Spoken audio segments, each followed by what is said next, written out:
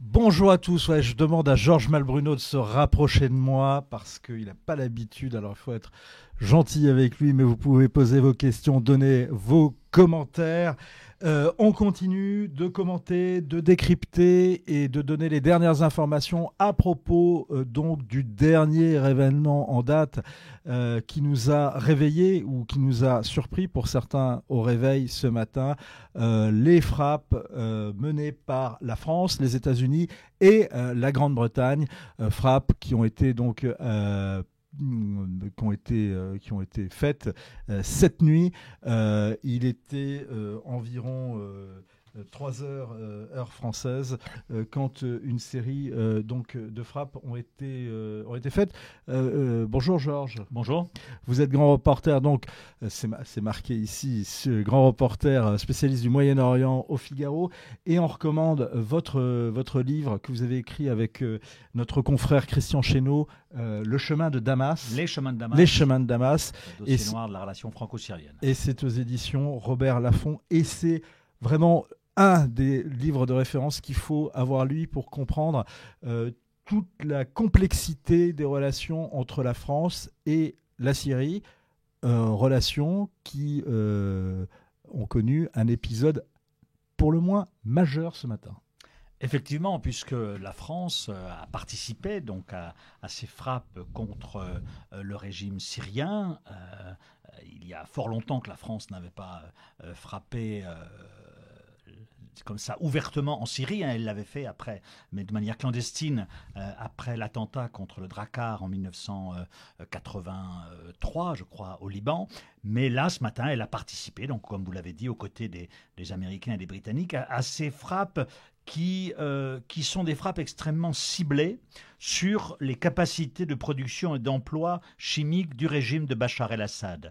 Ce qui m'a un peu surpris, moi, c'est qu'il n'y a pas eu, par exemple, de frappe sur l'aéroport militaire de Mezzeh, qui est juste en bas du palais présidentiel, d'où décollent des avions militaires qui vont bombarder les rebelles. Il n'y a pas eu non plus de frappe contre la base aérienne de Doumer. C'est de cette base aérienne qu'il y a une semaine, justement, l'hélicoptère syrien qui est allé frapper avec des gaz chimiques la Ghouta a décollé. Donc on est vraiment dans une frappe ciblée contre donc le potentiel chimique du régime syrien. Ça, c'est un point sur lequel ce matin j'avais un proche d'Emmanuel Macron qui me disait voilà, c'est un choix délibéré. Nous avons voulu cibler le potentiel chimique. Alors c'est quoi le potentiel chimique? C'est tout d'abord, un centre d'études et de recherche scientifique qui s'appelle le CERS, et qui a plusieurs emprises, mais qui est situé notamment à Barzeh, dans une banlieue de Damas, au nord-ouest de Damas, et qui a été massivement frappé.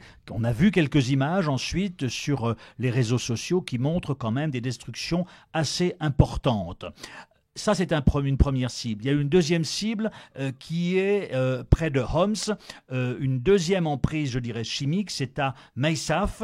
C'est un lieu où est également produit des armes chimiques par le régime de Damas. Il y a eu également une cible qui a visé une garnison de la garde républicaine près du palais présidentiel de Bachar el-Assad, mais il n'y a pas eu, vous l'avez vu évidemment, de cible contre des ministères, contre des centres de commandement de l'armée, ni même contre le Hezbollah. On a vu ce matin sur les réseaux sociaux certaines personnes annoncer qu'il y avait une cible, notamment à Qousseir, qui est une position du Hezbollah non loin de la frontière libanaise. Mais non, il n'y a pas eu de cible contre le Hezbollah, ni évidemment contre les Russes. Là, les Français, les Britanniques et les Américains s'en sont tenus vraiment à frapper le potentiel chimique de Bachar el-Assad, c'est-à-dire ils ont été, je dirais, logiques avec eux-mêmes, puisqu'ils avaient dit on frappera, en particulier Emmanuel Macron qui avait dit on se limitera à détruire, ou en tout cas à faire mal au potentiel chimique de Bachar el-Assad.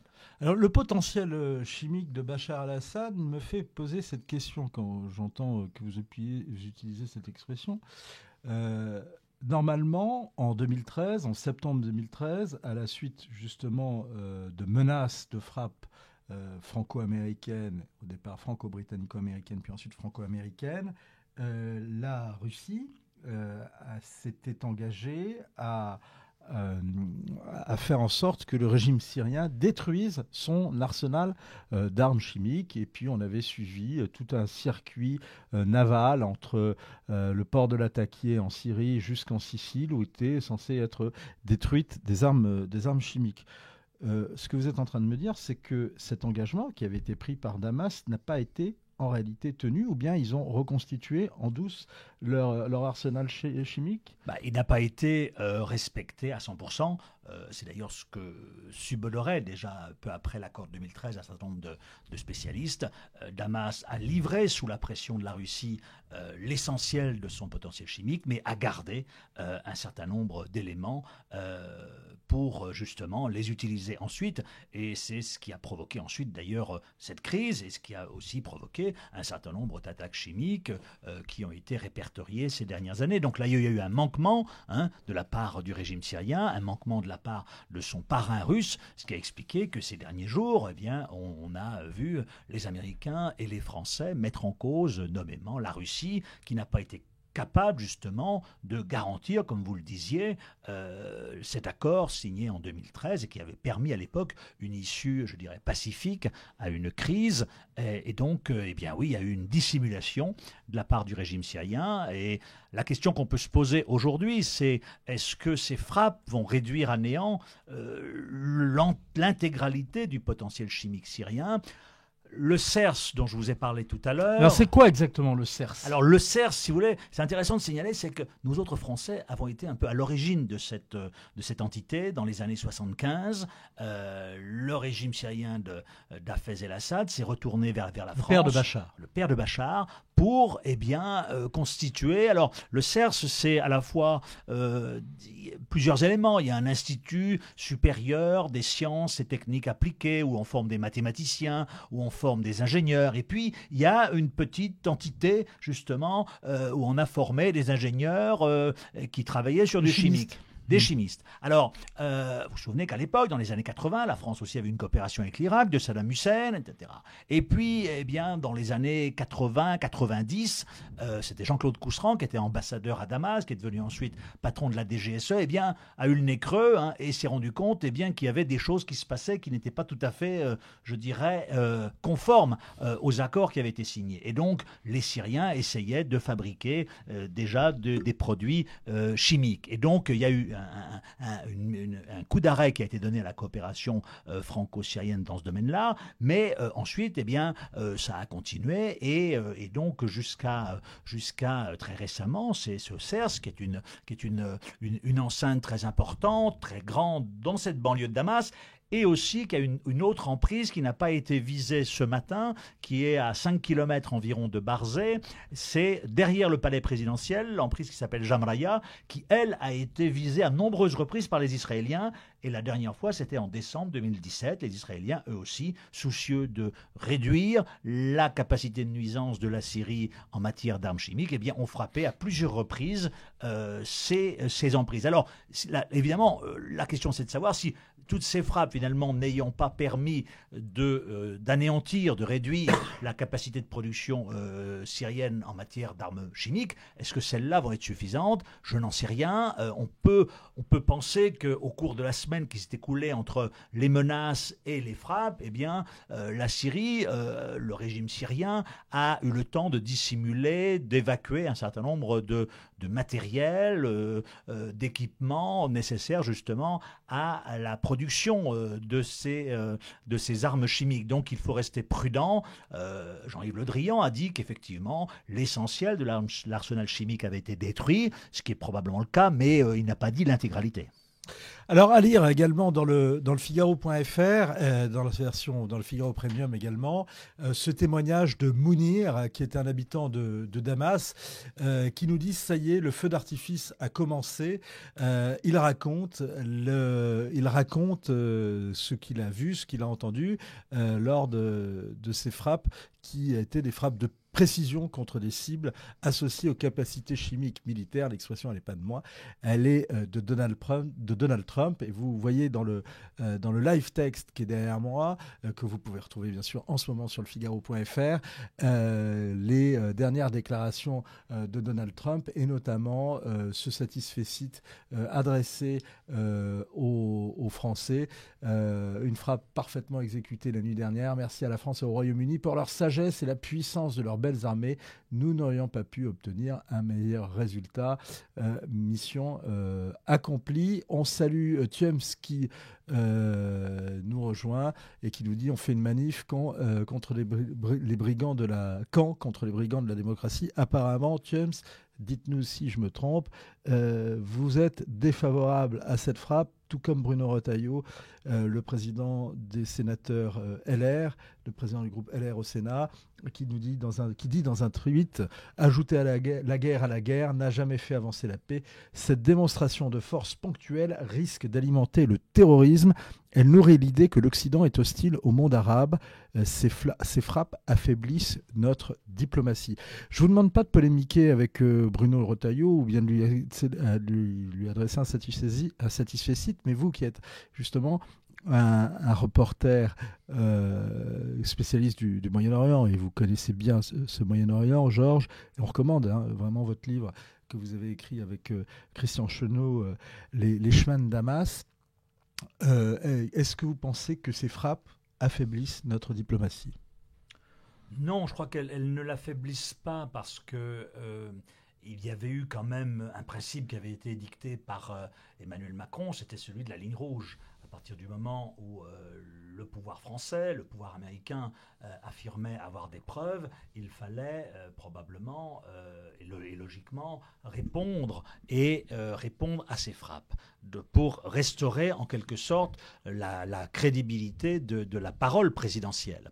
La question qu'il faut se poser, je ne suis pas sûr que ces frappes, comme le dit un de nos internautes, alimentent le terrorisme. Le problème, c'est de savoir, est-ce que ces frappes vont permettre de faire avancer le règlement de la crise syrienne. Et là, sur cette question-là, je serais beaucoup plus prudent, parce que qu'est-ce qui risque de se passer ? On ne va pas assister à une troisième guerre mondiale, comme certains le redoutaient. Les Russes ont été prévenus. Il n'y a aucun militaire russe qui a été tué dans ces affrontements. Le Hezbollah non plus n'a pas été visé.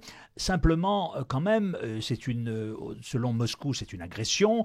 Et Emmanuel Macron, lorsqu'il a eu Vladimir Poutine au téléphone jeudi, il lui a dit bon, c'est pas bien, vous n'avez pas voté la résolution à l'ONU, mais il faut s'engager maintenant vraiment vers un processus politique. Il faut encourager ce processus politique. Je ne pense pas que les Russes aujourd'hui accèdent à ces demandes justement françaises ou américaines de revenir à la table des négociations. Ce qu'on peut craindre, c'est au contraire que les Russes lâchent la bride un petit peu sur Bachar el-Assad pour aller réprimer encore davantage les rebelles qui sont aujourd'hui cantonnés dans 2-3 régions de la Syrie, notamment la région nord-ouest d'Idleb et dans le sud à Deraa, et que par conséquent, ceux qui risquent de faire les frais de ces frappes, ce sont les rebelles. D'ailleurs, il ne faut pas s'y tromper. Ce matin, la plupart des rebelles ont applaudi, et puis 5 minutes après, on dit « et après, qu'est-ce que ça va changer ?» Rien ne va changer, parce que justement, le régime va se sentir suffisamment fort. On l'a vu ce matin quand même, on a vu ces images de Bachar el-Assad qui, à 8 h du matin, allait au bureau avec son attaché-caisse. Et quand on connaît la capacité à la fois la résilience du régime syrien et sa capacité à réprimer son opposition, maintenant qu'il a été quand même je dirais, visé dans son fief, il va avoir envie probablement de se venger. Donc c'est dans ce sens-là qu'il faut craindre qu'effectivement, au cours des prochaines semaines, on n'assiste pas à un rapprochement des positions entre occidentaux et entre les alliés du régime syrien, mais au contraire à un durcissement.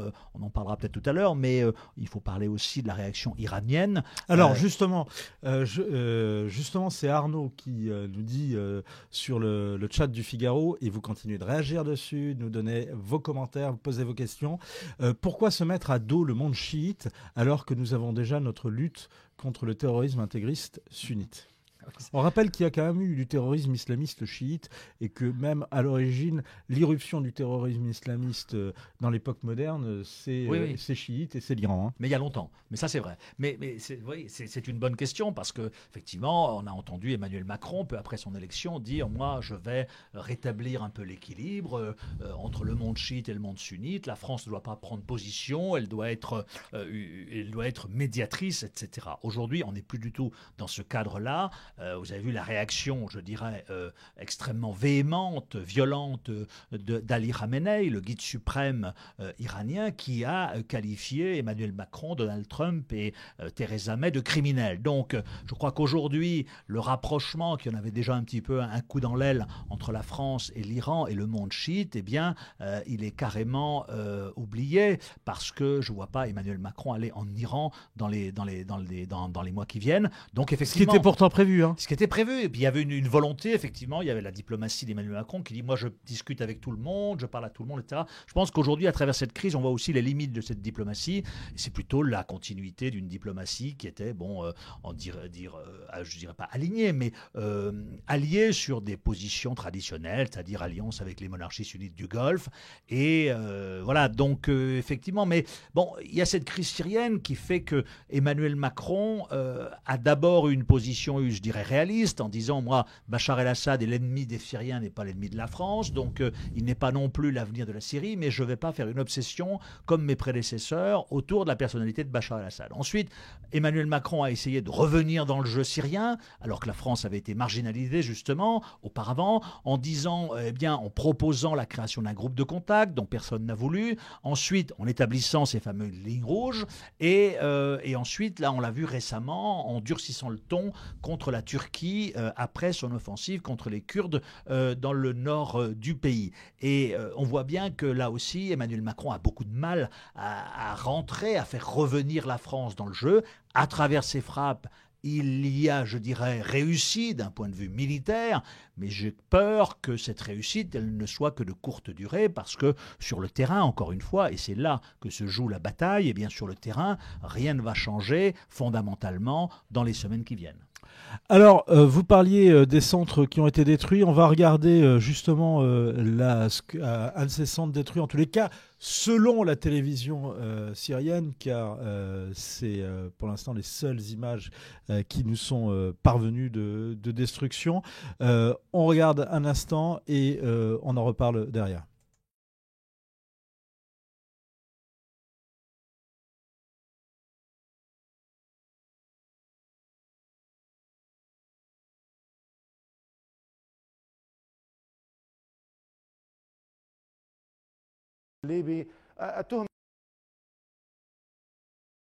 Excusez-moi, là, c'était un petit peu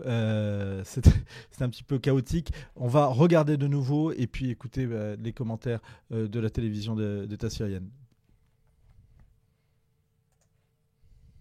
طلاب باحثين عقول علمية زعموا أنها طبعا عندما تحدث الإرهابيون جيمس ماتس ودان فورد رئيس الأركان قالوا استهدفنا كل ما هو متعلق بالكيماوي، يعني عن أي كيماوي يتحدثون في المناطق التي توجهت إليها صواريخ العدوان الأمريكي.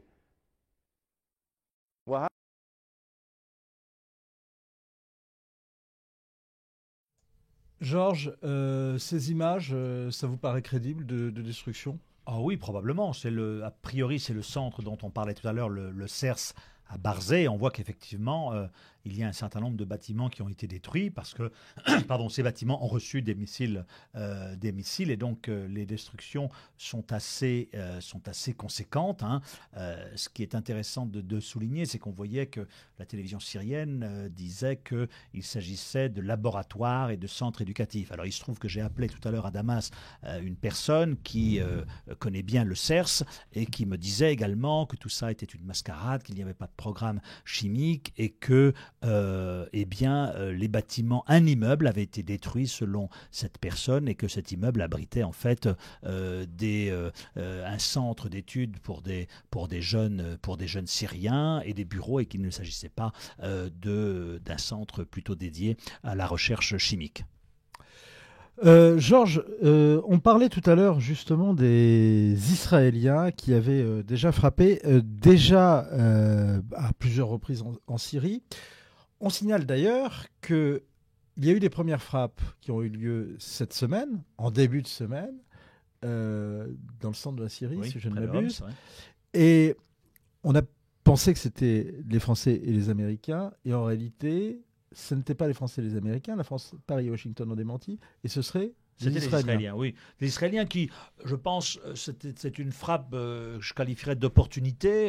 Les Israéliens, vous savez, ont un certain nombre d'objectifs sur leur tableau de bord et ils ont considéré que, eh bien, il y avait une opportunité après cette crise chimique pour aller bombarder la base aérienne de Tifor, qui est située près de la ville de Homs, dans le centre du pays. Et c'est ce qu'ils ont fait. Mais les Israéliens, comme vous l'avez dit, et il faut le rappeler, ont visé à de nombreuses reprises, soit des convois d'armes en provenance d'Iran à destination du Hezbollah, soit également des installations chimiques. Et j'en reviens à cette fameuse installation de Jamraya qui fait partie du CERS et qui est juste à côté de celle de Barzeh, que les Israéliens ont frappé au moins à 3 reprises depuis 2013, parce que pour eux aussi, eh bien, les armes chimiques, c'est une menace extrêmement importante. Et donc, les Israéliens ont une habitude et une fréquence de frappe en Syrie qui est très grande, qui est assez forte en tout cas. Et ce qui pose le problème, on l'a vu d'ailleurs en début d'année, lorsqu'il y a eu maintenant des ripostes. C'est intéressant de souligner d'ailleurs qu'en début d'année, vous vous souvenez, quand un F-16 israélien a été abattu, parce que la défense antiaérienne syrienne et russe a été activée. Or là, il n'y a pas eu apparemment d'activation des défenses antiaériennes russes. Donc finalement, la riposte a été plus forte en début d'année contre le F-16 israélien qui a été abattu que cette fois-ci contre les missiles cruise américains. Et donc voilà, on est dans cette guerre régionale maintenant avec Israël entend empêcher l'Iran et le Hezbollah de s'implanter, de s'ancrer en Syrie et en particulier de s'approcher au sud, vers leurs frontières, vers le plateau du Golan qu'ils occupent et donc qui se donnent les moyens pour cela d'attaquer aussi souvent qu'ils le souhaitent des cibles en Syrie. Le programme chimique syrien mettra des années à se remettre des frappes, c'est ce que dit à l'instant un général américain cité par l'AFP. Arnaud vous relance, Georges, et il dit « Si demain Bachar partait, qu'adviendra-t-il des Alaouites face aux Sunnites ?» Avant que vous répondiez à cette question, je voudrais juste un point sur les Israéliens. Qu'est-ce qu'ils peuvent penser de ces frappes actuelles? Qu'est-ce que vous en savez d'ailleurs? Je pense qu'ils se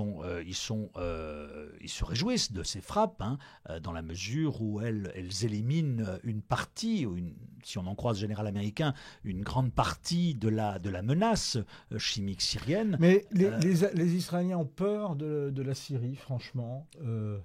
Non, ils n'ont pas peur de la Syrie, mais ou c'est pas l'Iran le problème pour eux. C'est l'Iran. C'est d'ailleurs comme l'Arabie Saoudite, ça n'est pas tant Bachar el-Assad que l'entrisme iranien, la proximité iranienne avec, et là quand je dis Iran, c'est le Hezbollah. Il faut rappeler quand même que pendant... Donc le Hezbollah qui est un mouvement chiite libanais, allié de l'Iran, et qui de l'alliance va très loin parce que parfois il y a carrément des allégeances qui sont faites par le secrétaire général du Hezbollah à l'égard du guide iranien. L'essentiel de l'armement du Hezbollah, qui est extrêmement important, vient d'Iran. Et donc, pour les Israéliens, il faut rappeler que pendant des décennies, depuis 1967, depuis l'occupation du plateau du Golan syrien par Israël, de 1967 à 2011, pratiquement, la frontière israélo-syrienne a été la plus sûre de toutes les frontières que l'État hébreu a avec ses voisins arabes.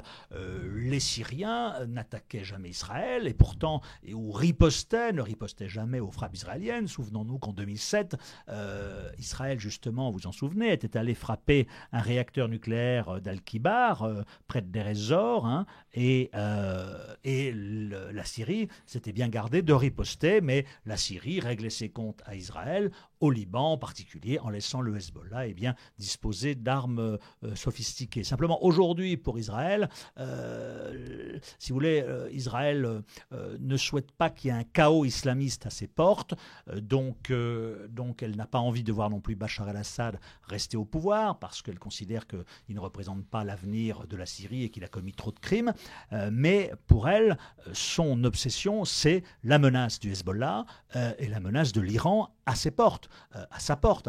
Israël a déjà le Hezbollah qui est sur son flanc nord à la frontière avec le Liban, et aujourd'hui le Hezbollah descend au sud de la Syrie, vers une autre partie du territoire au nord d'Israël. Donc Israël a l'impression qu'effectivement la menace se rapproche, et pour l'État hébreu, c'est une ligne rouge qui a été transmise aux Russes à de nombreuses reprises. Les relations israélo-russes ne sont pas mauvaises en Syrie, mais les Israéliens considèrent que la Russie, ces derniers temps, ne fait pas assez pour empêcher justement l'Iran et le Hezbollah de se rapprocher de sa frontière, d'où les frappes répétées et plus nombreuses d'Israël contre des sites et des positions du Hezbollah ou de l'Iran en Syrie. Alors, on répond à Arnaud, donc, qui vous interpellait, Georges. Si demain Bachar partait, qu'adviendrait-il des Alaouites face aux sunnites ?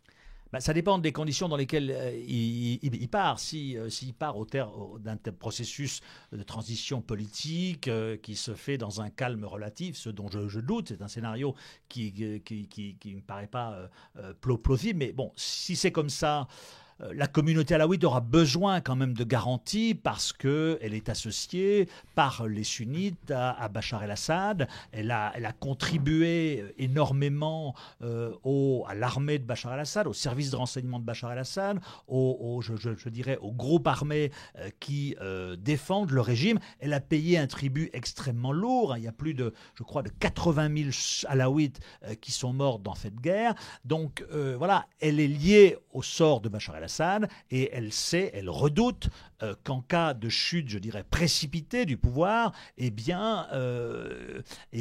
soit, je dirais, et le terme n'est pas excessif, elle soit décimée. C'est bien la raison pour laquelle, aujourd'hui, les pays occidentaux, y compris la France, ne souhaitent pas qu'il y ait une transition brutale du pouvoir, parce que sinon, les minorités, pas uniquement les Alaouites, mais ceux qui ont soutenu Bachar el-Assad, comme les chrétiens, seraient victimes de répression qui serait féroce.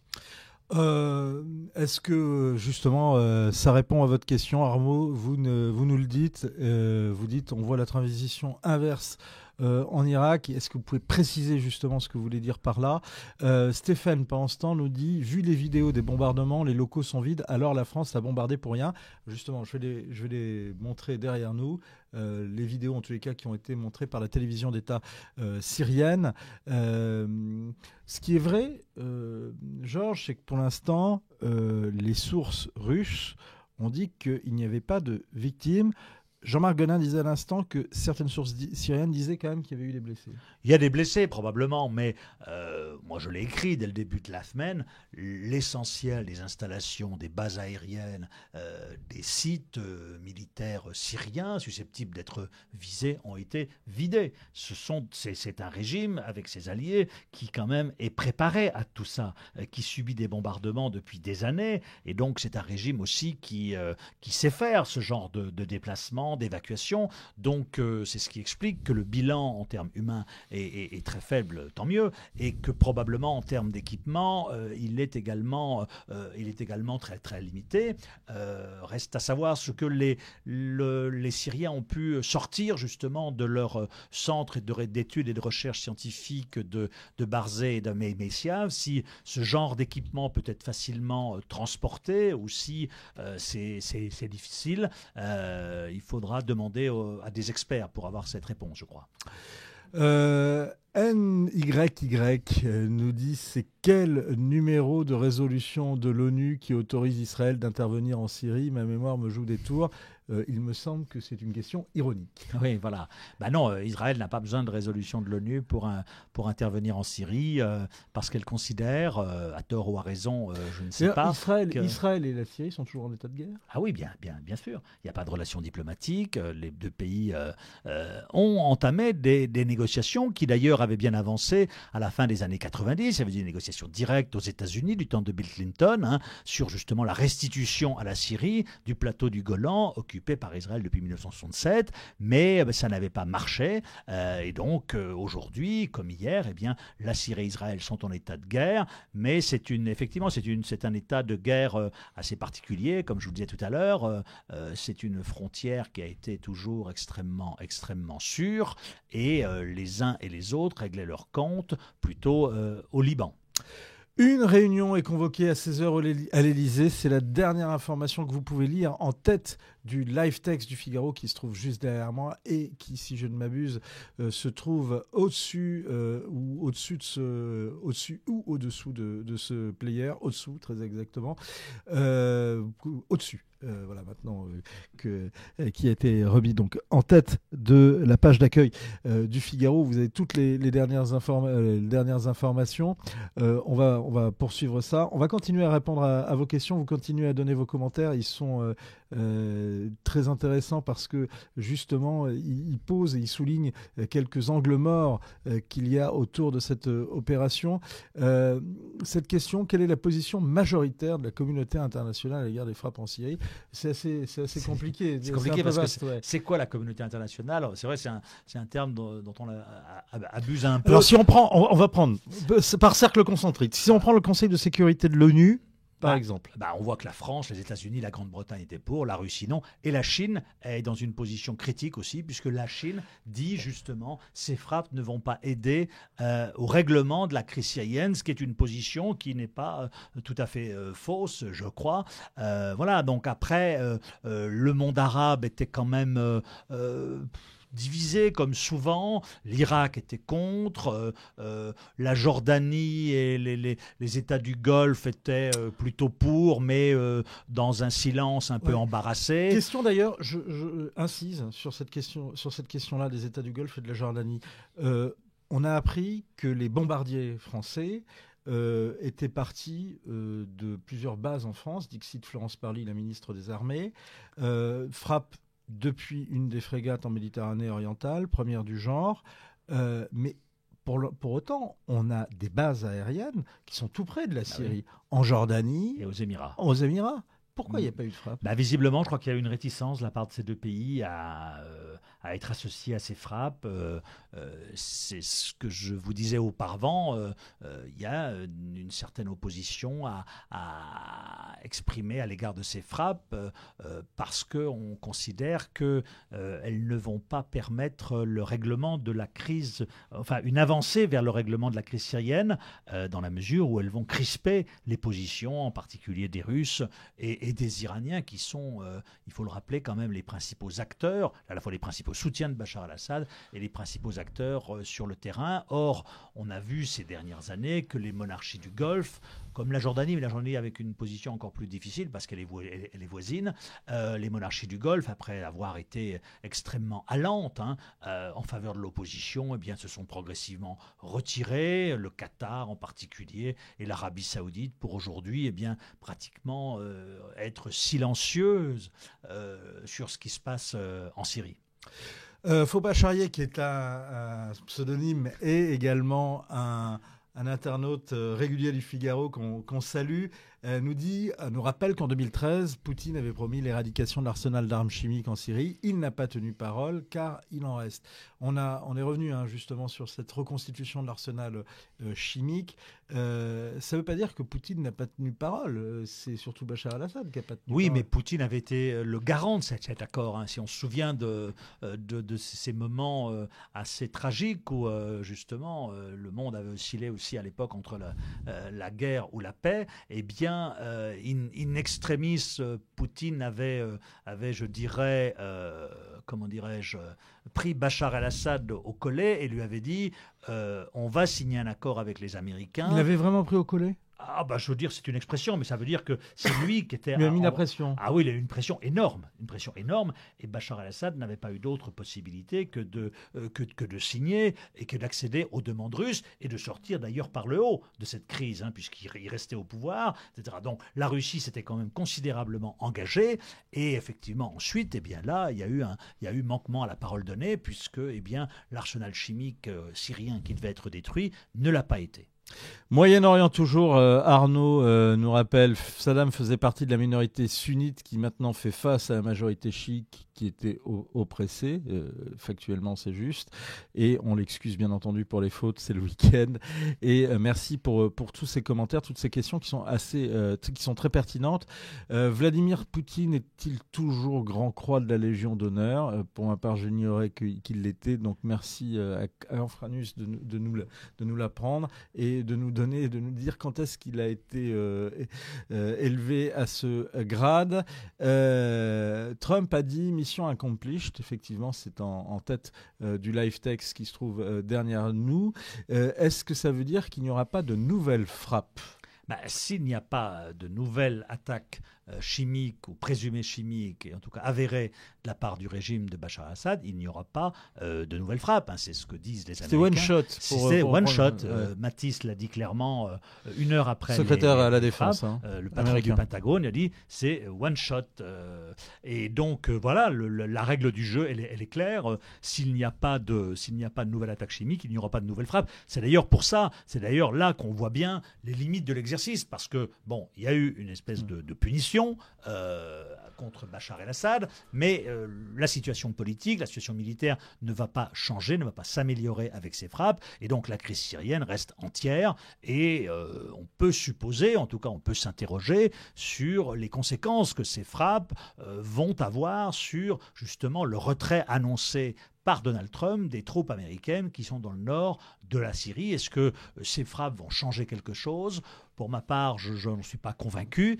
Ou est-ce qu'elles vont justement faire comme si de rien n'était, et que en fait, Donald Trump va mettre à exécution ce qu'il a dit, c'est-à-dire nos troupes reviendront aux États-Unis peut-être avant les élections de midterm à la fin de l'année. Ouais, c'est ce que disait tout à l'heure, avant que vous veniez, Jean-Marc Godin. Question aux co-auteurs des Chemins de Damas à lire chez Robert Laffont. Doit-on s'attendre à un alignement de la politique étrangère française sur celle des USA quant au Proche-Moyen-Orient? Écoutez, un alignement, oui et non. Non, c'est pas un alignement. Mais on est quand même face à la pression russe qui est quand même de plus en plus forte, effectivement. Eh bien, en tout cas, cette crise l'a montré. On voit que la France s'est positionnée clairement du côté des États-Unis. Sur le dossier nucléaire iranien, la France aussi se place aux côtés des États-Unis, même si elle ne souhaite pas que l'accord nucléaire signé en 2015 entre l'Iran et les puissances occidentales soit annulé par Donald Trump. Voilà, donc en gros, c'est vrai que Emmanuel Macron, contrairement peut-être à ce qu'on pouvait penser à son élection, ne s'est pas tellement singularisé. J'en parlais tout à l'heure sur l'équilibre chiite-sunnite, sur la crise dans le nucléaire ou sur d'autres aspects. Effectivement, il s'inscrit dans une continuité de la politique extérieure française dans cette région, sachant quand même que la France est sans doute moins influente qu'elle ne l'était il y a une quinzaine d'années. Autre question, de Stéphane Gosling. Justement, Trump avait promis de se retirer de la Syrie, promesse non tenue. Tout à l'heure, Jean-Marc Gonin disait quand même que c'était peut-être l'adieu de Trump à la Syrie, ces frappes. En tout cas, c'est un scénario, c'est une façon de dire je donne une bonne claque à Bachar el-Assad et après je m'en vais. Donc je sauve la face. Et ensuite, je m'en vais.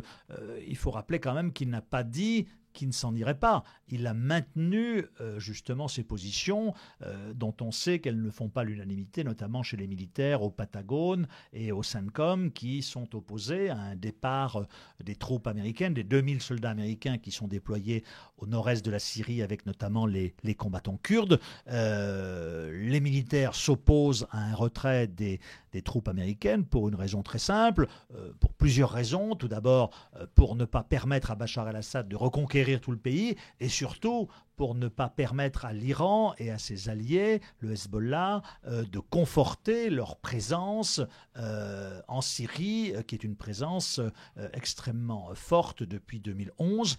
Et donc, voilà, Donald Trump, lui, a quand même redit qu'il retirerait ses troupes. Il a dit, voilà, la guerre contre Daesh était notre objectif, notre priorité. Cette guerre est sur le point d'être gagnée. Eh bien, nous allons nous retirer. Et il avait dit cette formule, c'est à d'autres de prendre la place. Alors, est-ce qu'il pensait à la Turquie au nord face aux Kurdes? Est-ce qu'il pensait, je ne sais pas, à certains pays arabes, à la France? Je ne sais pas. Mais en tout cas, l'avenir nous le dira, l'avenir proche nous le dira. Mais j'ai plutôt tendance à penser qu'effectivement, Trump tiendra sa promesse de partir de Syrie. On parlait tout à l'heure de la communauté internationale et des réactions et comment la communauté internationale se positionnait par rapport à la question syrienne et bien sûr par rapport à ces frappes. Je vous signale la réaction également de la Turquie qui salue ces frappes. On rappelle d'ailleurs que la Turquie est actuellement en opération militaire. Elle a envahi le nord de la Syrie qui était occupé par les Kurdes syriens autour d'Afrin. Canfranus nous rappelle que c'est en 2006 par Jacques Chirac que Vladimir Poutine avait été érigé Grand Croix. Et effectivement, j'ai retrouvé un article rappelant que ça s'était fait discrètement fin septembre 2006 à l'Élysée et que ça avait été fait côté français dans la plus grande discrétion, mais par contre largement diffusé côté russe. Bassi 92 nous disent que pensez-vous de l'interview de l'ancien ambassadeur de Grande-Bretagne en Syrie qui pense que l'attaque dans la Ghouta est un fake news? Oui, je l'ai écouté. Bon, moi, je suis pas dans le secret des dieux, j'ai pas les notes des renseignements, je me prononcerai pas. Il y a quand même, semble-t-il, un faisceau d'éléments qui tentent à montrer que il y a eu attaque et perpétrée par le régime de Bachar el-Assad. Ce qu'on ne sait pas encore, effectivement, c'est quelle est la nature exacte du composant chimique qui aurait été adjoint au chlore lors du bombardement de la semaine dernière. Oui, on rappelle d'ailleurs que le chlore est un élément, un composant que tout le monde peut avoir. Donc ça, c'est très difficile de pouvoir tracer l'origine d'un bombardement au chlore. Et la question, c'est de savoir avec quoi il est voilà. Allié. Et ça peut permettre de tracer un petit peu plus sur l'origine. Faut pas charrier, nous dit Macron, qui devait aller en Iran est un peu grillé. C'est effectivement ce que vous disiez tout à l'heure, Georges. Pour l'instant, on ne sait pas si le voyage à Téhéran est maintenu. Et donc, les autorités iraniennes, Hassan Rouhani a traité la France de criminel. Non, pas Hassan Rouhani, mais le guide suprême, Ali Khamenei, le numéro 1 du régime. Plus radical. Donc, ça me paraît compliqué qu'Emmanuel Macron aille dans un pays dirigé par un homme qui le traite de criminel. Si Idlib est reprise, pourrait-on dire que Bachar a officiellement remporté la guerre ? Ah oui, si Idlib, qui est la dernière poche, la dernière province entre les mains des rebelles, est reprise, là, effectivement, eh bien, ce sera quasiment l'intégralité du territoire syrien qui sera revenu dans le giron de Bachar el-Assad. Mais on n'en est pas là, parce que Idlib, justement, c'est quand même encore un gros morceau. Il y a tous les djihadistes ou tous les radicaux islamistes qui ont été transférés d'Alep-Est fin 2016, de Homs un peu avant, et de la banlieue dans la Ghouta, là, ces dernières semaines, qui sont là-bas. Il y a au moins, donc, c'est une poche où il y a 30-40 000 rebelles dominés par des djihadistes, d'autres islamistes proches des Turcs, très très proches des Turcs. Vous savez, la rébellion aujourd'hui, ce sont, excusez-moi le mot, mais pour beaucoup quand même des mercenaires. On l'a bien vu d'ailleurs lorsque la Turquie a pénétré à Afrin, elle est venue avec ces rebelles, qui sont des rebelles qui sont payés par les Turcs, qui sont instrumentalisés par les services turcs, etc. Et donc, mais Idlib, c'est une poche extrêmement importante. Et alors là, c'est effectivement probablement une des prochaines batailles. Pas la prochaine parce que d'après ce qu'on pouvait voir, eh bien, c'était plutôt, la prochaine pourrait être une poche beaucoup moins grande, c'est celle de Daraa, au sud, frontalière de la Jordanie, où là, eh bien, le régime et ses alliés russes et iraniens voudraient essayer d'avancer pour soumettre les derniers rebelles dans cette région. Mais Idlib sera un gros morceau, et puis là, surtout, il faudra l'intervention. C'est en plus de là qu'est partie oui, la contestation en 2011, contre Bachar el-Assad en 2011. Mais Idlib, c'est un gros morceau parce qu'il y a la Turquie, justement, qui a ses positions militaires autour de cette province-là. Il y a des djihadistes qui s'affrontent avec des rebelles islamistes, et donc cette bataille sera très difficile. Pour qu'elle soit réalisée, il faudra probablement que la Turquie agisse auprès de ces rebelles islamistes pour qu'eux-mêmes agissent contre les djihadistes avec l'appui d'autres partenaires russes ou autres. Donc ce sera un très gros morceau.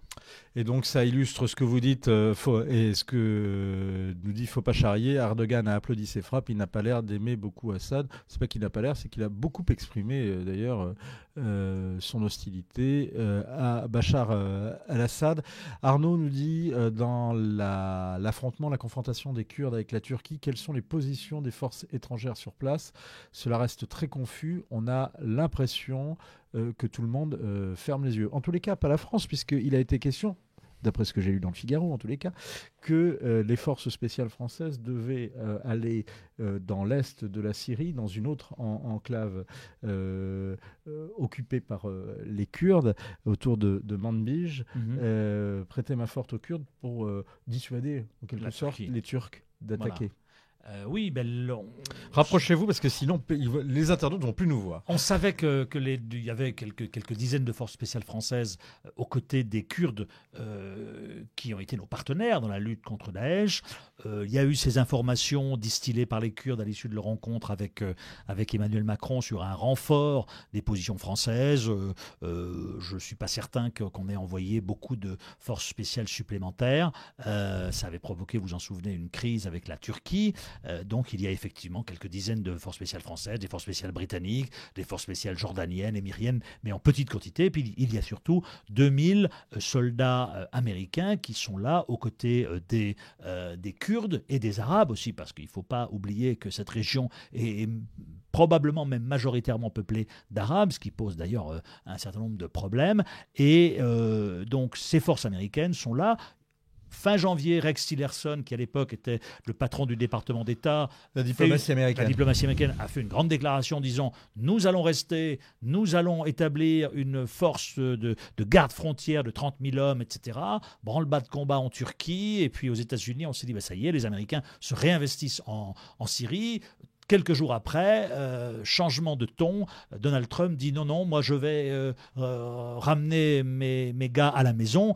Et donc depuis, il y a cette incertitude sur le point de savoir si justement les Américains vont rester aux côtés des Kurdes ou si eh bien, les Américains vont finalement, si vous me permettez l'expression, se rabibocher avec leur allié turc pour au détriment des Kurdes, et en particulier pour régler ce problème dont on a parlé, le problème de Manbij, cette ville qui est gérée par cette force kurdo-arabe, et que les Turcs veulent occuper, envahir après Afrin. C'est aussi un des gros points de friction de cette situation, de cette guerre Syrie qui est extrêmement complexe comme vous le savez.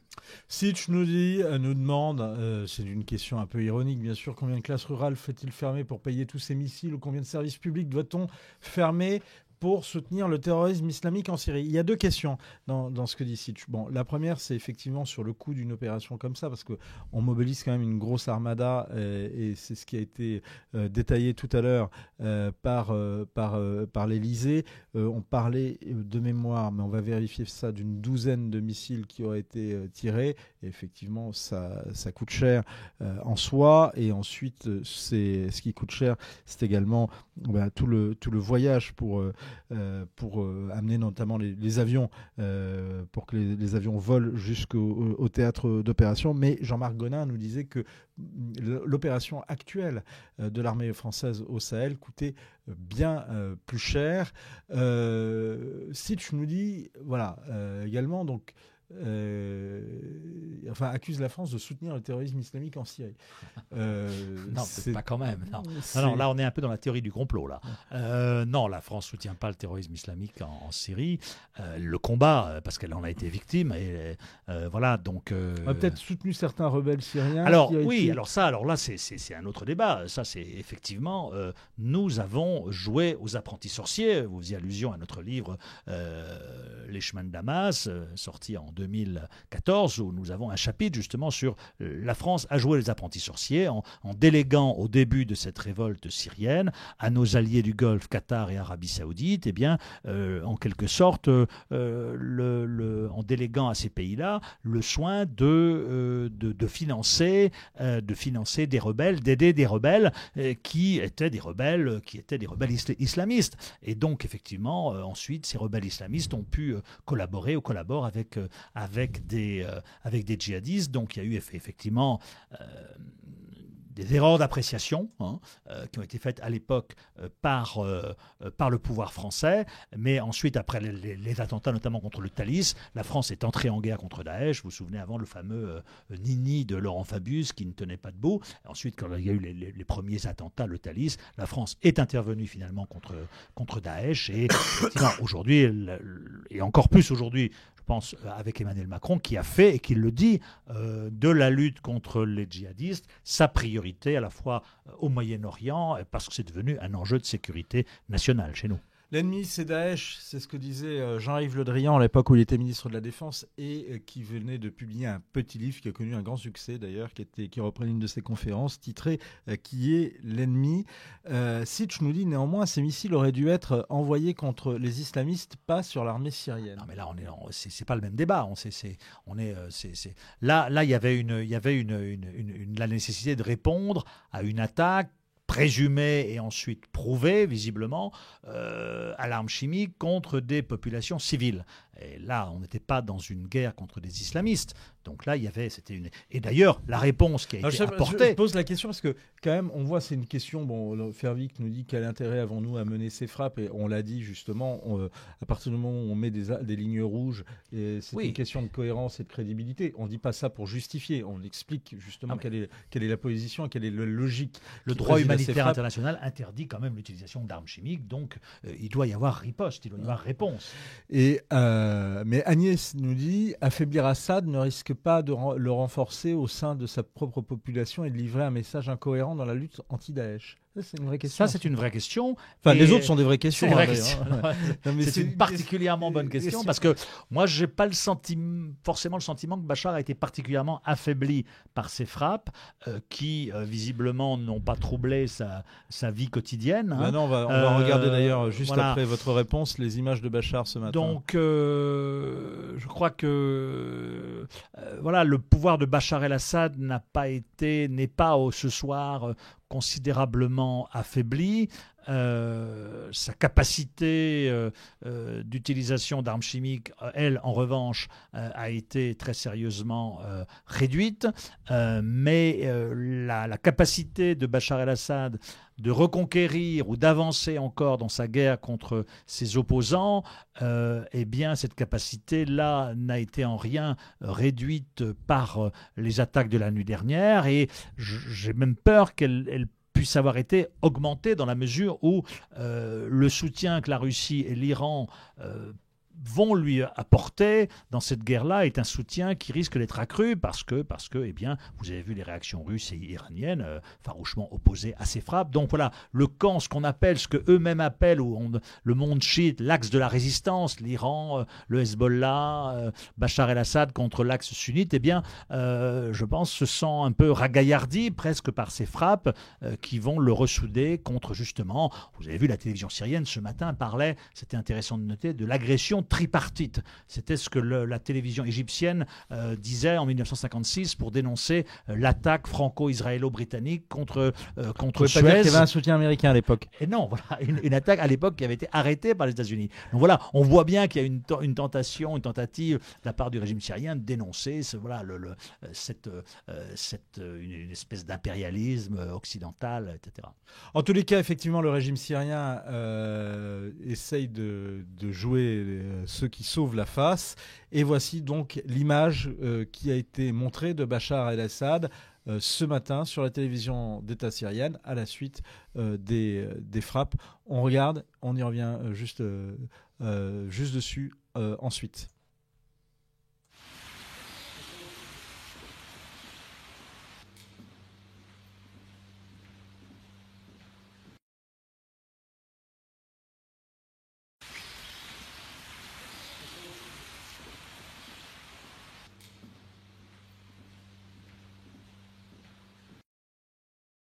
Pardon pour le cadrage parfois qui est un peu aléatoire. On va arranger ça. Je vais essayer d'arranger ça. Business as usual. Business as usual. Et même business. C'est-à-dire qu'il y a un côté où il surjoue le côté civil de sa fonction. Exactement. C'est une volonté de défier justement ceux qui ont essayé de l'attaquer ou qui l'ont attaqué, de montrer voilà, je suis là, je viens travailler comme chaque matin. Au même moment, il y avait un peu plus bas sur la place des Omeyyades quelques centaines de Syriens qui justement eux aussi dans une posture de défi eh bien s'étaient rassemblés pour en soutien à l'armée syrienne, etc. Bon là on est par notre sang, par notre âme, nous soutiendrons Bachar. Je ne sais pas s'ils l'ont dit, mais généralement c'est ce qui se passe. Voilà. Mais ce qui est sûr, c'est que aujourd'hui, il peut se montrer à l'égard de ceux des Syriens qui le soutiennent comme une victime, mais une victime finalement qui n'a pas été atteinte et par conséquent, eh bien, son pouvoir est toujours quasiment intact. Vous continuez à poser vos questions, à nous donner vos commentaires. En ce moment même, à l'Élysée, un conseil de défense convoqué par Emmanuel Macron. Ce sont les dernières informations que vous pouvez retrouver derrière moi sur le live texte du Figaro. On continue à répondre à vos questions, notamment celle-ci. La Turquie n'est-elle pas isolée aujourd'hui? Quels sont ses soutiens? Alors la Turquie est relativement isolée, oui et non, parce que elle est isolée parce qu'elle s'est fâchée sérieusement avec les États-Unis après son offensive contre les Kurdes d'Afrin, mais elle dispose du soutien russe et c'est quand même très important puisque c'est la Russie qui est maîtresse du jeu en Syrie. Elle a aussi des relations assez cordiales avec l'Iran, donc voilà, je ne dirais pas que la Turquie est isolée dans cette crise, simplement elle a durci ses positions à l'égard à la fois de la France et des États-Unis et ça pose le problème du positionnement de la Turquie dans l'OTAN, comme vous le savez. Albert Durand nous dit « Les Russes avaient été avertis par la procédure de Deconflicting Communication et n'ont pas été inquiétés. » On reprécise peut-être ce qu'est la procédure de Deconflicting Communication. C'est-à-dire on avertit d'une frappe les Russes avant cette frappe. Ça avait été le cas le 7 avril 2017 lorsque Donald Trump avait ordonné le lancement de 59 missiles Tomahawk contre une base aérienne près de Homs après une attaque chimique. Déjà, les Russes avaient été prévenus et immédiatement, puisqu'il y a un système de transmission immédiate, eh bien, le régime syrien avait été prévenu et donc la base avait été vidée et ça avait fait peu de dégâts. Là, il y a eu un petit quiproquo, un couac.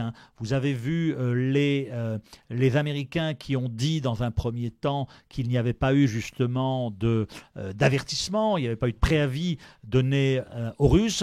Florence Parly, la ministre de la Défense, elle a dit que les Russes avaient été prévenus.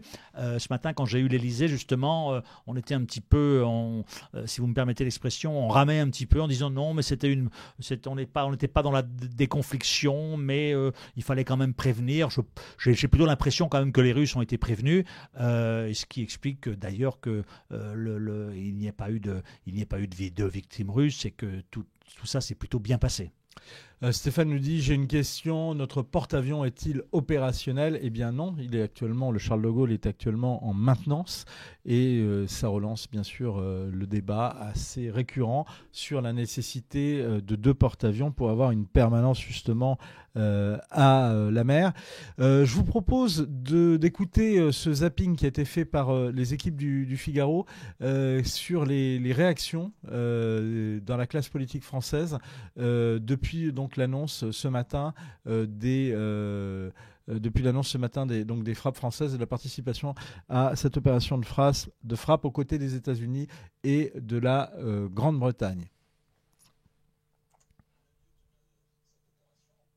C'était de détruire les outils chimiques clandestins du régime de Bachar el-Assad. Et à cet égard, oui, l'objectif a été atteint.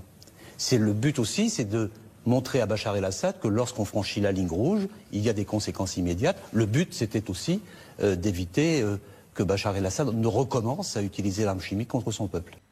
C'est une action totalement irresponsable qui a été entreprise cette nuit. Je préfère croire qu'il s'agit d'une gesticulation convenue avec les Russes que de penser qu'on a pu comme ça déclencher à 3 pays une offensive aussi dangereuse qui contient une telle menace d'escalade sans aucun mandat de l'ONU et contre les appels qu'a lancé son secrétaire général et sans l'accord d'aucun autre pays de l'Union européenne ni concertation avec eux. Moi je suis encore une fois étonné de voir et attristé de voir la France perdre totalement son statut de puissance indépendante, de puissance d'équilibre, être aux ordres des États-Unis et intervenir en Syrie alors même que les enquêteurs internationaux viennent seulement d'arriver pour commencer leur enquête. Le président de la République a indiqué qu'il avait des preuves, qu'il les rende publiques. Car chat échaudé craint l'eau froide. Et encore une fois, le coût des armes de destruction massive, on nous l'a déjà fait par le passé. Il y a eu des commentateurs qui ont même nié le fait qu'il y ait une attaque chimique. Alors que nous avions des messages, des témoignages, des photos, des vidéos en nombre d'acteurs du terrain qui montraient, après analyse, qu'il s'agissait bien d'une action chimique, il y avait bien utilisation de gaz, parce que nous avons fait travailler et nos services et nos laboratoires sur l'ensemble de ces photos. Il n'y a pas de doute sur le sujet, il y a bien eu une attaque chimique. Monsieur Trump et Monsieur Macron, qui s'aiment beaucoup, ont envie de jouer au fier à bras, de montrer leurs muscles. On ne joue pas à la communication lorsque la paix du monde est en jeu. Derrière, il y a un engrenage potentiel. Elle est légitime, elle est surtout directement alignée avec les principes qui sont ceux de l'ONU, puisque en 2013, vous vous souvenez qu'il y avait déjà eu un précédent épisode d'utilisation d'armes chimiques, et que dans la résolution de l'ONU qui avait été prise, il avait été prévu que si la Syrie recommençait, alors l'ONU ouvrait le droit à une intervention armée. Donc nous sommes dans la continuité du respect des principes du droit international. Voilà donc les réactions dans la classe politique qui ont eu un certain nombre donc, de questions portent autour bien sûr du respect de la légalité internationale. Ce qui est frappant, c'est que encore une fois, on contourne un peu l'ONU. Il y a une réunion qui va commencer là dans une demi-heure à peu près à la demande de la Russie, alors que en ce moment, au moment où nous vous parlons, un Conseil de défense se réunit à l'Élysée. Ça rappelle cette résolution qui avait été votée en 2011, en mars 2011, au Conseil de sécurité et qui avait été largement surinterprétée par les Américains, les Français et les Britanniques pour frapper en Libye, ce qui a ce qui a suscité la colère des Russes à l'époque et soulevé leur opposition et amené à leur comportement en Syrie. Oui, mais c'est vrai, là, il y a eu effectivement engagement de la force sans aval du Conseil de sécurité, mais quand même sur des frappes extrêmement ponctuelles et précises. Et vous savez, quand même, ça a duré 1 heure. À 4h45, Mattis, le patron du Pentagone, disait voilà, la partie est terminée. Donc on n'était pas même pas dans un scénario comme on avait pu en vivre en 1998 à Bagdad, lorsque les États-Unis avaient frappé pendant 2 nuits consécutives des centres du pouvoir de Saddam Hussein. Là, c'était vraiment une frappe ponctuelle qui était effectivement faite, décidée en dehors du Conseil de sécurité, mais à la suite quand même d'une semaine d'attente, voire même parfois d'hésitation ou de tergiversation. Il y avait, alors question aux spécialistes du Moyen-Orient que vous êtes, il y avait des milliers de djihadistes de Daesh, issus d'Arabie Saoudite par exemple. Sait-on ce qu'ils sont devenus après la débâcle de Daesh? Je recommande d'ailleurs le numéro du Figaro Magazine qui répond à cette question avec un très beau reportage justement sur la traque par les forces françaises des djihadistes dans la région Irak-Syrie et que vous pouvez retrouver sur le site là actuellement dans le premium. Donc juste en haut, à gauche. Beaucoup sont morts, hein, ont été tués au combat, que ce soit à Mossoul, à Raqqa ou ailleurs en Irak ou en Syrie. Pardon, d'autres ont survécu, se cachent aujourd'hui dans la vallée de l'Euphrate, justement, à la lisière, aux confins de la Syrie et de l'Irak. Et parmi eux, il y a des étrangers. Hein. Un certain nombre, mais peu nombreux, ont migré peut-être en Afghanistan, très peu dans le Sinaï, en Libye peut-être, mais la plupart de ces étrangers, donc des Saoudiens aussi, c'est plus facile pour les Saoudiens. Il y en a justement à Idlib, hein, dans des groupes qui ne sont pas d'ailleurs des groupes considérés comme des groupes djihadistes, hein, dans des groupes comme Ahrar el-Sham ou d'autres, il y a des Saoudiens. Donc voilà, les Saoudiens, c'est relativement moins difficile de survivre en Syrie et en Irak qu'un Français, qu'un Marocain ou qu'un Néo-Zélandais. Donc ces gens-là, aujourd'hui, ils sont cachés, ils essaient de sauver leur peau, que ce soit à Idlib ou alors dans la vallée de l'Euphrate, auprès de tribus arabes sunnites qui leur seraient encore assez favorables. On salue Patriote 94 qui vous-même vous salue, Georges, qui dit Malbruno le meilleur. Ces frappes contre un pays souverain est identique aux attaques de Daesh, me dit Esteban. J'ai l'impression que ces pays souhaitent créer le chaos. Non, quand même. C'est pas le but affiché en tous les cas. Non, il faut pas tout renverser. Non, il y a pas. Non, on peut pas comparer ces frappes à Daesh. On peut pas. Voilà. On peut se poser des questions sur l'efficacité de ces frappes en termes d'avancée du règlement politique, mais encore une fois, ces frappes, en plus, le bilan de ces frappes, le bilan humain est très, tant mieux, est très très faible puisque on ne sait même pas s'il y a eu des tués. Donc, on peut quand même se féliciter. Si on ne sait pas s'il y a eu des blessés. Voilà, on peut quand même se féliciter. En tous les cas, si on se fie aux de voir que des armes chimiques interdites par le droit international aient été détruites. Je crois que ça me paraît essentiel.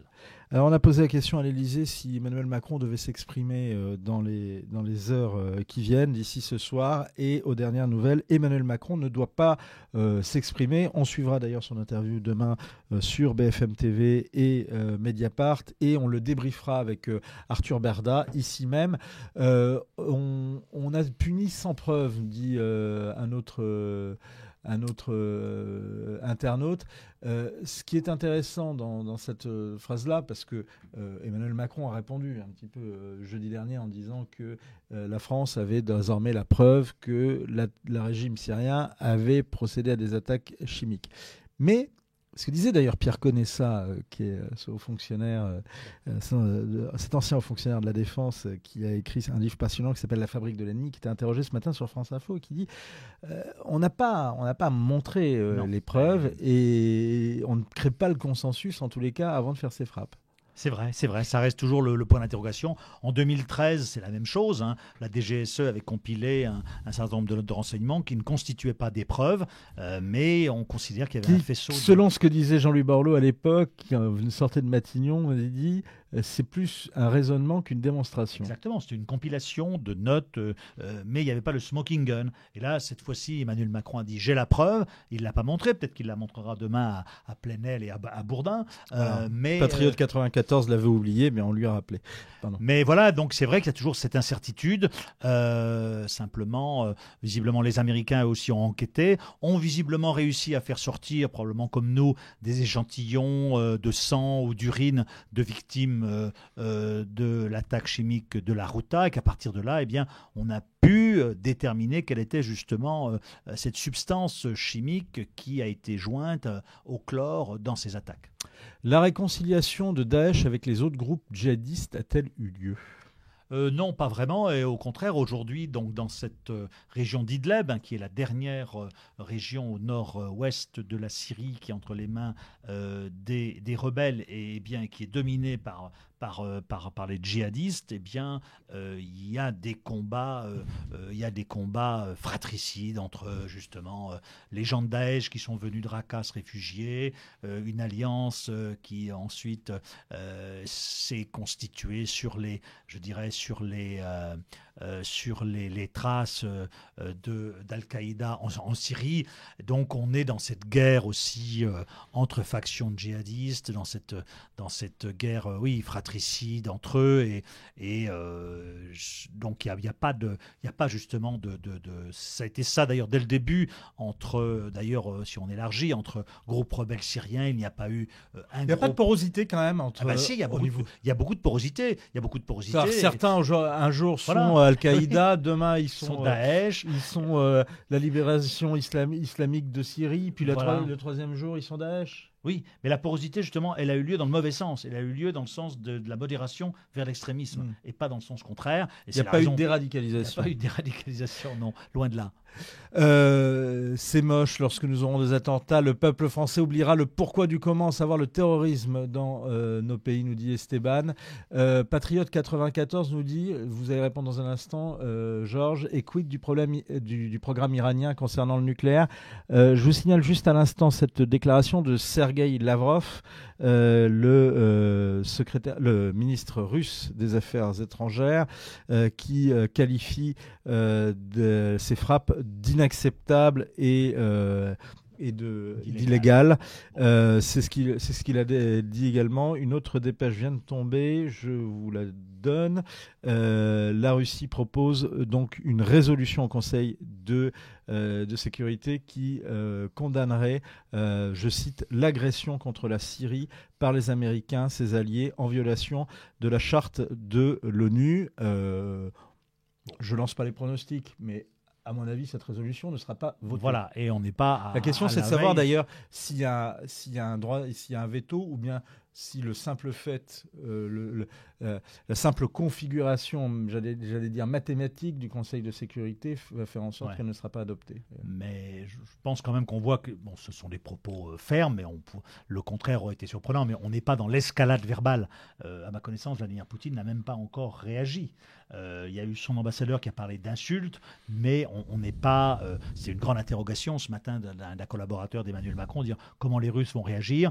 Bon, ils n'ont pas... Ils étaient inquiets dans l'entourage d'Emmanuel Macron? Oui, ils étaient inquiets, mais je n'ai pas l'impression qu'ils étaient extrêmement inquiets, dans la mesure où des préparatifs avaient été effectués, et qu'encore une fois, les Russes avaient été plus ou moins prévenus, et qu'il ne s'agissait pas de frapper des Russes, et qu'on est quand même dans un schéma de frappe à minima, même si à l'Élysée ou aux États-Unis, on ne veut pas entendre parler de ce mot. Donc il n'y a pas de quoi, je dirais, rendre les Russes extrêmement furieux. Ils ne vont pas être contents, ils vont vouloir probablement se venger en Syrie, mais on n'est pas au bord de la Troisième Guerre mondiale.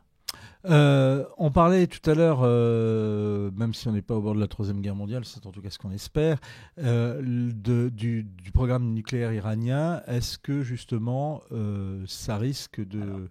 cette situation, l'attitude de Donald Trump, selon les informations que vous avez, ne risque pas justement d'inciter les Iraniens à reprendre ce programme nucléaire. Surtout quand on voit les Syriens par leur rapport aux armes chimiques, après s'être engagés de ne pas avoir d'armes chimiques, est-ce qu'on peut croire les Iraniens quand ils disent qu'ils renoncent au programme nucléaire? En tout cas, jusqu'à maintenant, l'Iran, d'après les Nations Unies et l'Organisation à l'énergie atomique, a respecté l'accord de 2015. C'est les États-Unis plutôt qui s'apprêtent à le déchirer, à le dénoncer.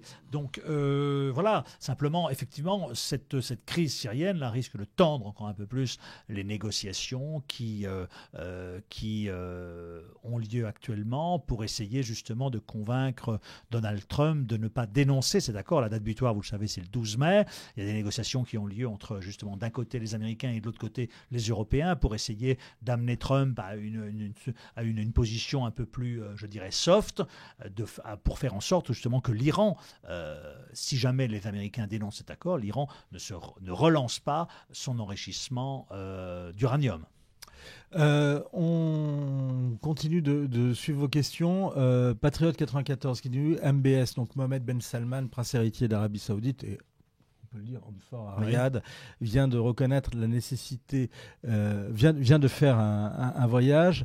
Est-ce que ce n'est en France, est-ce qu'il n'y a pas un axe Jérusalem, Riyad, Washington? Oui, ça, oui, Sachant que évident. MBS vient de reconnaître la nécessité des Juifs à disposer d'un État.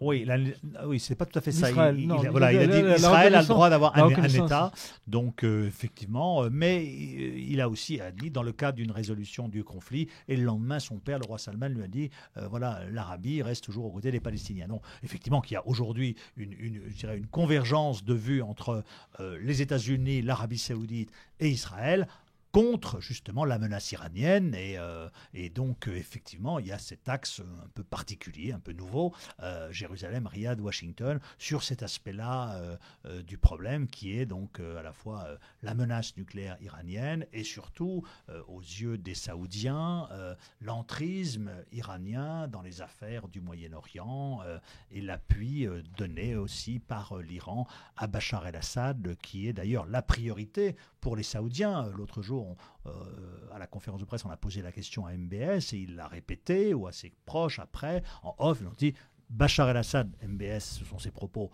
va rester au pouvoir. Ce qui nous importe, nous, c'est qu'il ne devienne pas une marionnette entre les mains de l'Iran. C'est toujours la préoccupation, la priorité de l'Arabie. L'obsession iranienne. Voilà, que la Syrie ne tombe pas ou ne reste pas, en tout cas, dans l'escarcelle iranienne.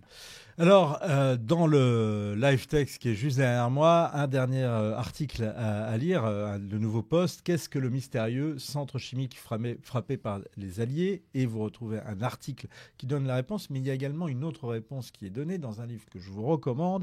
C'est Les chemins de Damas aux éditions Robert Laffont, où non seulement Georges Malbruno et Christian Chesneau racontent ce en quoi consiste ce mystérieux centre chimique, mais surtout révèlent que ce sont des Français qui ont formé notamment les personnes qui ont travaillé dedans.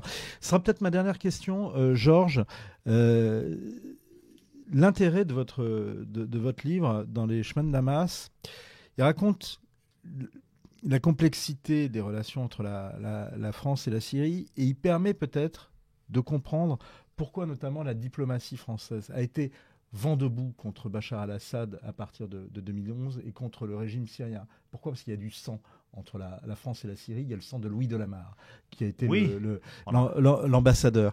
Il y a ensuite ce que vous racontez, ce qui est passionnant dans ce livre, c'est que à chaque fois, la France menace de riposter. Vous racontez, vous l'avez dit au début de ce live, que la France avait riposté discrètement après l'attentat du Drakkar en septembre 1983.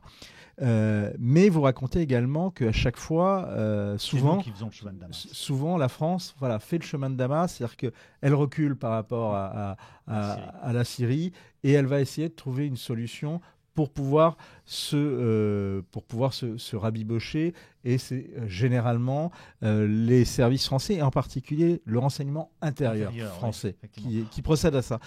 Aujourd'hui, la question, c'est dans cette relation tumultueuse, qui est également très bien racontée par une chercheuse qui s'appelle Isabelle Feuerstoss, qui raconte ça depuis d'ailleurs 1900, depuis parler du CERS aussi, l'indépendance de la Syrie, depuis la fin du mandat français, donc au cours de la Deuxième Guerre mondiale. Est-ce que justement dans cette longue relation compliquée, tumultueuse, comment vous inscrivez ce qui vient de se passer ce matin? C'est un nouvel épisode, je dirais, de cette relation où il y a eu plus de haine que d'amour. Une relation qui a été, d'un côté, si vous voulez, la France a été souvent dans l'émotion face à la Syrie. Et la Syrie, elle, c'est un monstre froid. Et donc, c'est ce qui explique, vous y faisiez allusion, au fait que la France a souvent été celle qui a fait le chemin de Damas. François Mitterrand, 2 ans après l'attentat contre Louis Delamarre, est allé à Damas, voir Hafez el-Assad pour... plein massacre de Hama.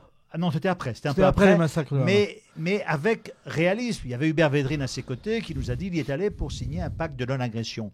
Donc il y a eu ces relations effectivement un peu faites de haut et de bas. Jacques Chirac ensuite qui a voulu essayer de prendre sous son aile Bachar el-Assad lorsqu'il a succédé à son père. Ça n'a pas marché. Il y a eu ensuite l'assassinat de Rafik Hariri imputé aux Syriens et aux Iraniens.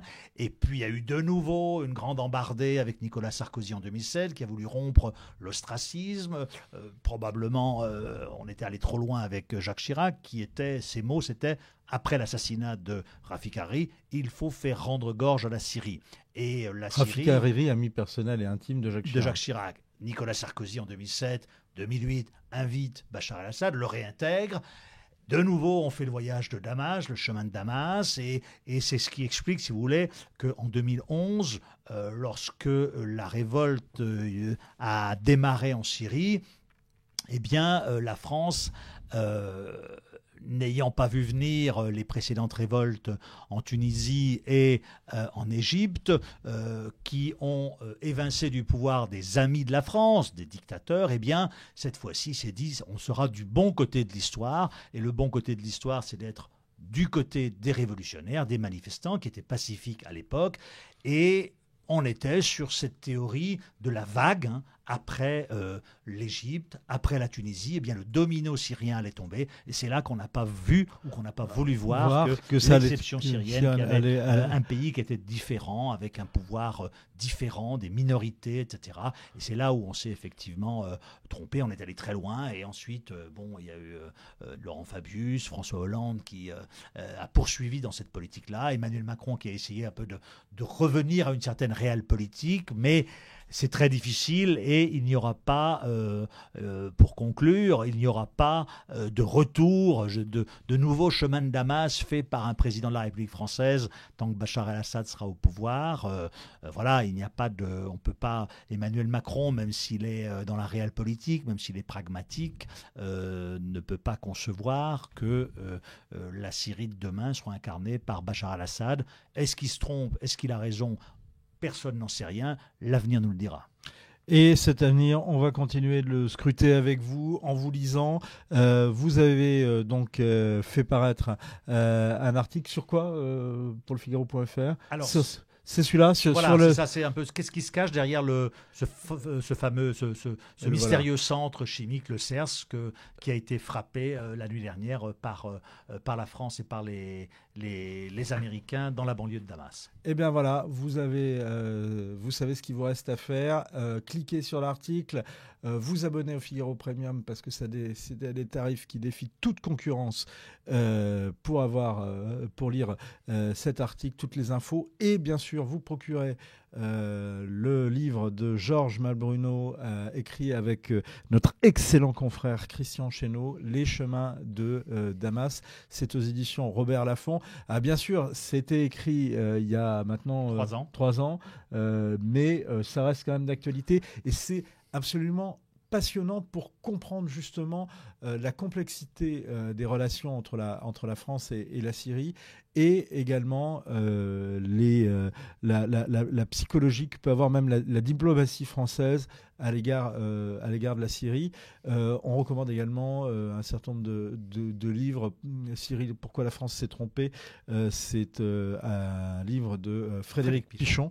Et bien sûr, on peut relire tout ce qui est les géopolitiques de même Frédéric Pichon, la géopolitique du Moyen-Orient et du monde arabe. C'est aux éditions, c'est au PUF. Merci beaucoup, Georges. Merci à vous. Et de nous avoir donné toutes ces informations. Patriote 94 nous dit la géopolitique est passionnante. En tout cas, effectivement, on est tout à fait dedans avec ces derniers événements. Résolution donc déposée par les Russes et les derniers événements en date au Conseil de sécurité condamnant l'attaque française, américaine et britannique. Certains disent que Vladimir Poutine a déjà parlé en condamnant ce qu'il appellerait un geste d'agression. C'est en tout cas ce que dit l'agence Sputnik, proche effectivement du gouvernement russe et dénoncé en son temps par Emmanuel Macron lors de la conférence de presse commune qu'il avait fait avec Vladimir Poutine lors du voyage du président russe à Versailles.